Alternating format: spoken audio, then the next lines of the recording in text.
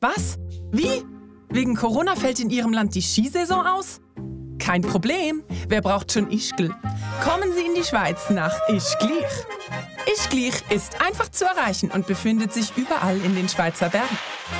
Kuscheln in der Luftseilbahn? Ischgl.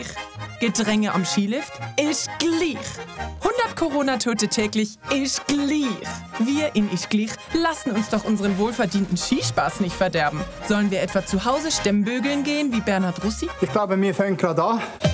Dann auch die Schultern bewegen. Schräge Home-Videos drehen wie Maria Walliser? Oh, weißt du was, ich habe dir einen Tipp. Iss doch jeden Tag Activia und nimm die mit dieser Kamera auf. Dann kannst du selber schauen, wie es dir geht. Oder gleich im Keller wedeln wie die Österreicher? Nichts da. Besuchen Sie Ischgl und machen Sie Après-Ski. Singen Sie mit uns zu Hits wie Ein Kreuz, das deinen Namen trägt. Oder Sie liebt den Trost. Schneeengel machen? Langweilig. Bei uns in Ischgl können Sie ein echter Schneeengel werden. Bei uns in Ischgl brauchen Sie keine schwarzen Pisten. Glauben Sie uns, es ist gefährlich genug.